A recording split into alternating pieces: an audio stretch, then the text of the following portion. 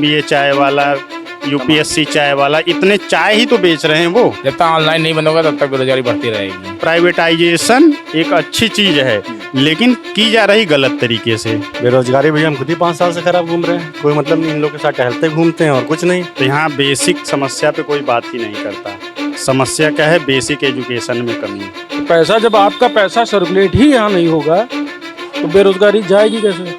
न इनकी न उनकी, सरकार चाहे जिसकी भी रही हो, समस्याएं पैदा हो रही हैं सिस्टम में। बड़े लोग बढ़ते ही जा रहे हैं, छोटे लोग को आगे बढ़ने नहीं दिया जा रहा है। आपको प्रैक्टिकली न तो वर्कशॉप में ज़्यादा कुछ सिखाया जाता है, न तो कुछ वहाँ बताया जाता है। नमस्कार, हेलो यूपी के इस प्रोग्राम में हम आप सबका स्वागत करते हैं। आज हमारा मुद्दा है बेरोज़गारी, युवाओं का रोज़गार। जी हाँ, आपने सही सुना, बेरोज़गारी। आज तमाम लोगों पर हम इससे बात करेंगे और इस बारे में जानेंगे क्या सही में लोग क्या कहना चाहते हैं इस बारे में। बेरोज़गारी क्यों बढ़ रही है, बेरोज़गारी ख़त्म कैसे होगी, तो इस पे चलिए लोगों से बात करते हैं और जानते हैं। जिस तरीके से हम देख रहे हैं कि तमाम मुद्दे सरकार में उठते चले जा रहे हैं, बेरोज़गारी एक ऐसा मुद्दा है जो हमारी जनता को परेशान करता चला जा रहा है। आने वाले युवा, हम और तमाम और भी लोग, इस पर आप क्या कहेंगे? बेरोजगारी बहुत तेज़ी से बढ़ रही है। आए दिन जो है बेरोजगारी, कोई रोज़गार मिल नहीं पा रहा है, संसाधन उपलब्ध नहीं है। जैसे कचहरी को ले लो, वहाँ पे स्टैम्प इंटर स्टैम्प बेचता था, उन्होंने ई स्टैंपिंग लागू कर दी, कमीशन घटा दिया, खर्चे बढ़ रहे हैं, कमीशन सरकार देना नहीं चाहती है और बड़े उद्योगपतियों को फ़ायदा पहुँचाना चाहती है। ये मकसद है सरकार का। तो क्या लगता है, मतलब बेरोज़गारी जिस तरीके से, जनसंख्या भी तो बढ़ रही है, तो सरकार क्या ऐसा करे कि लोगों को रोज़गार भी मिल जाए, बेरोज़गारी का मुद्दा ख़त्म हो जाए? जब तक ऑनलाइन नहीं बंद होगा तब तक बेरोजगारी बढ़ती रहेगी। विपक्ष कहता रहता है कि हम बेरोज़गारी ख़त्म करेंगे, हम बेरोज़गारी ख़त्म करेंगे। बताया ना, तरीका बताया। ऑनलाइन से, जब तक ऑनलाइन नहीं बंद होगा तब तक बेरोजगारी नहीं खत्म होगी। आए दिन दुकानें बंद हो रही हैं।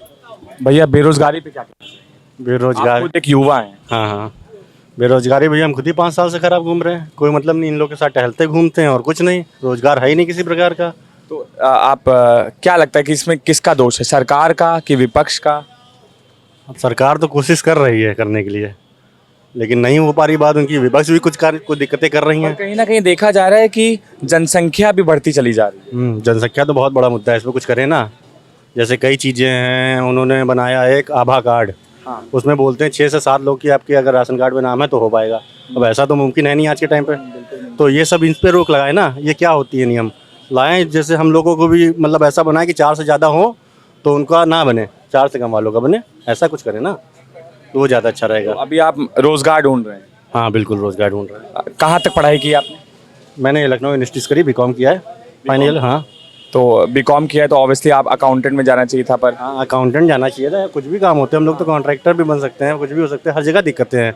बड़े लोग बढ़ते ही जा रहे हैं, छोटे लोग को आगे बढ़ने नहीं दिया जा रहा है। कहने को तो ये हो गया कि हम ओपन ई टेंडर करा रहे हैं, सब कुछ करा रहे हैं, लेकिन कुछ मतलब नहीं है सब चीज़ों का। माननीय जी तो बहुत कुछ चाहते हैं, लेकिन जो उनके नीचे उनके अधिकारी हैं वो कुछ नहीं करना चाहते हैं, वो आगे ही नहीं बढ़ने देना चाह रहे हैं। वो तो बहुत ही ईमानदार हैं, सब कुछ हैं, लेकिन उनके नीचे क्या चल रहा है उनको देखना चाहिए ना कैसे। अगर उनकी नॉलेज में भी होगा तो मैं कैसे कुछ कर नहीं रहा है। अगर कुछ कर रहे होते तो आज ये स्थिति नहीं होती। ऐसा तो नहीं लगता कहीं सेंट्रल से उनको दबाव है किसी चीज़ का? हाँ हो सकता है, बिल्कुल हो सकता है। ये आप मानते हैं? हाँ मानता हूँ। तमाम आपने पढ़ाई की होगी और उसके बाद भी कहीं ना कहीं आज का युवा भटक रहा है। वो तो सही बात है। देखिए, बेरोजगारी सबसे ज़्यादा लोग पॉलिटिक्स से जोड़ते हैं। पॉलिटिक्स से जोड़ने का एक ही रीज़न है, सरकारी नौकरी। तो यहाँ बेसिक समस्या पे कोई बात ही नहीं करता। समस्या क्या है? बेसिक एजुकेशन में कमी। बेसिक एजुकेशन आपने चाहे प्राइमरी लेवल पे पढ़ाई किया, चाहे हाई स्कूल किया, चाहे इंटर किया, चाहे ग्रेजुएट हुए, आपको कहीं पे भी कोई स्किल सिखाई जाती है? आपको सिर्फ हिस्ट्री पढ़ाई जाएगी, जियोग्राफी पढ़ाई जाएगी, साइंस पढ़ाया जाएगा, वो भी साइंस वो जो सालों पुराना है, जो आज के प्रैक्टिकल यूज से काफ़ी पोर्शन बाहर है, लेकिन फिर भी उसको पढ़ाया जाता है। कहीं ना कहीं सरकार, आपने डिग्री लेने के लिए वो चीज़ पढ़ते हैं। बच्चों को वर्क पढ़ाई का लोड है, डिग्री लेना है तो उनको वो पढ़ना है, जबकि असली समस्या है स्किल पे फोकस नहीं करते। स्किल पर फोकस। उसके बाद जो स्किल बेस्ड कोर्स हैं, चाहे डिप्लोमा हो चाहे डिग्री हो, उसकी बात करते हैं। जैसे मान लीजिए कोई आईटीआई है, पॉलिटेक्निक है, ग्रेजुएशन में बीटेक वगैरह है, इंजीनियरिंग सेक्टर है और भी मैनेजमेंट सेक्टर है, हर जगह हैं। डिग्रियां बिक रही हैं। डिग्री बिकने का बेस क्या है? आप जाओ, क्लास जाओ, चाहे जो करो, आपको प्रैक्टिकली न तो वर्कशॉप में ज़्यादा कुछ सिखाया जाता है, न तो कुछ वहाँ बताया जाता है। आपको एक छोटी सी बुक आती है 10 पन्ने की, 20 पन्ने की, आप पढ़ लो, सेमेस्टर क्लियर हो गया, इज्जत बच गई, डिग्री मिल गई। अब आप जाओगे, कंपनी वाला बेवकूफ़ नहीं है जो 5,000 करोड़ लगा के इतना पहुँचाया है, आपको लेके घसीटेगा साथ में। आपको तभी ले जाएगा जब आप उसको कुछ दोगे। आप उसको 10 लाख का काम करके देंगे तब जाके आपको 50,000 25,000 देगा। सही बात है।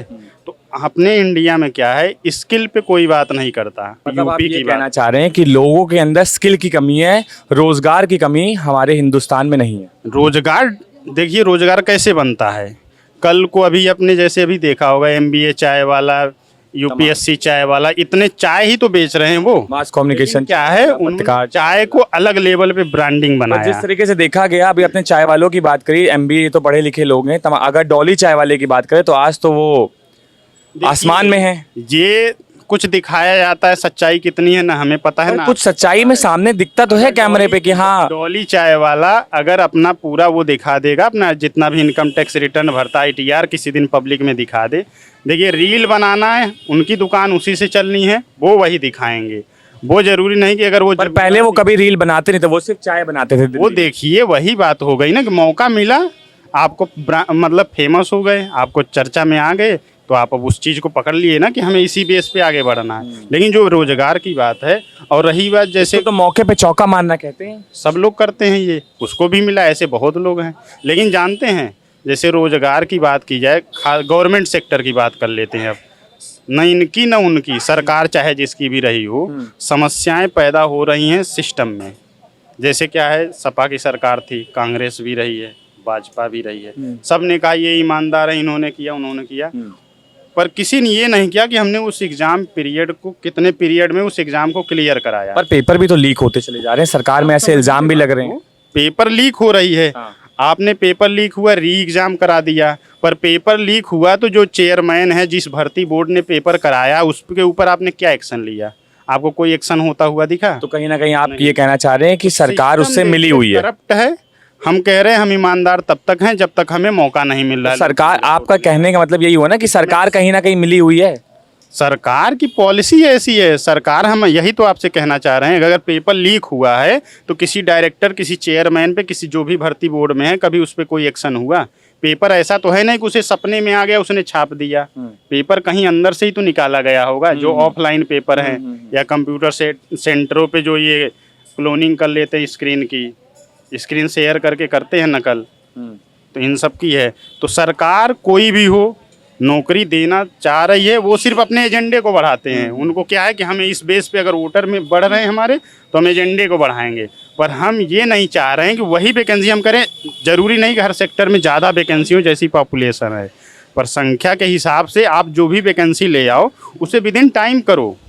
जैसे हम ही अगर मान लीजिए प्रिपरेशन कर रहे हैं गवर्नमेंट जॉब की, अगर हमारी मान लो 6 लाख पोस्ट है, 6,000 है, 600 हो, उससे मतलब नहीं है। हमें तो एक चाहिए, चाहे 6 लाख भरें चाहे 6 करोड़ भरें।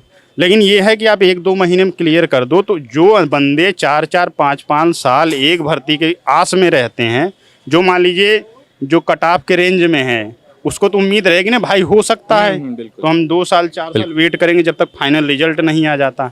तो उसका कहीं ना कहीं उसका एज, वो यूथ की वो जो एज है जिसमें वो एनर्जी होती है यूथ, अच्छा वर्क आउटपुट दे सकता है, वो उसी आस में चली गई।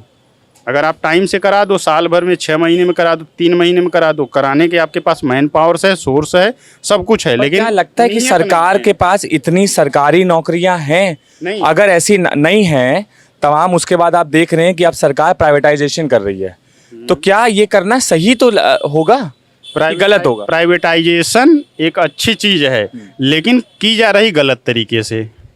आप जैसे कहीं भी जाओगे प्राइवेट सेक्टर में कहीं भी काम करने, कंपनी का अगर आप उसकी भी जो भी बैलेंस शीट चेक करोगे, वो करोड़ों का प्रॉफिट कमा रही है। लेकिन एक कर्मचारी जाएगा, उसको आप 8,000 10,000 12,000 पे हायर कर रहे हैं, उसको फिर आप सर्कुलेट कर दे रहे हैं। आजकल जितने भी PSU हों वो आउटसोर्स से स्टाफ भर रहे हैं, जबकि PSU में पहले रेगुलर स्टाफ भी रखे जाते थे। क्या लगता है आपको, जिस तरीके से हमारे हिंदुस्तान में या हमारे यूपी में चीज़ें चल रही हैं, पढ़ाई पर फोकस किया जा रहा है, क्या सही में लगता है कि उनको उस लेवल पर मिल पाएगी अपने हिंदुस्तान के अंदर? जब आपके पास पैसा ही नहीं होगा तो आप दिला कहाँ से पाओगे? जब आपके प्रदेश का सारा पैसा दूसरे राज्यों में जाएगा, आधे से ज़्यादा जितना लोग, ये आप समझ लो, नौकरी से रोज़गार पाते हैं उससे 20 गुना ज़्यादा जो सरकार के डेवलपमेंट कार्य होते हैं उससे लोग रोज़गार पाते हैं। ठीक, सरकार का जितना मार्केट में पैसा होता है सरकार सर्कुलेट करती है। जब बाहर की कंपनियां यहाँ आएंगी, अपनी मशीनरी, अपने आदमी लेके वहाँ साल 1.5 साल यहाँ काम करेंगी, यहाँ पेमेंट कराएंगे, उठाए को पैसा कहाँ खर्च होगा? गुजरात में खर्च होगा ना, क्योंकि उनको यहाँ रहना ही नहीं है। तो पैसा, जब आपका पैसा सर्कुलेट ही यहाँ नहीं होगा तो बेरोज़गारी जाएगी कैसे? बेरोज़गारी कैसे जाती? मैंने सरकार से पैसा कमाया, मैं जाके मार्केट में खर्च करता हूँ, दुकानों में खर्च करता हूँ, यहाँ का पैसा यहीं खर्च हो रहा ना, लोकल में खर्च हुआ ना। मेरे पास पैसा होगा तो मैं जाके अच्छी शर्ट भी खरीदूंगा, शर्ट खरीदने गुजरात तो जाऊंगा नहीं, लखनऊ की मार्केट में खरीदूंगा।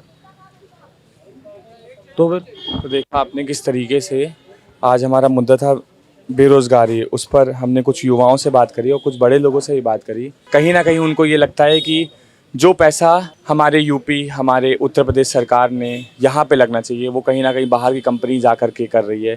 बेरोज़गारी कभी ख़त्म नहीं होने वाली, क्योंकि सरकारी नौकरियाँ वो ख़त्म करती चली जा रही है। इस मुद्दे पे हम लगातार और भी तमाम चर्चा करते रहेंगे लोगों पर। कैमरा पर्सन उत्कर्ष सिंह के साथ अंबर शुक्ला, लखनऊ।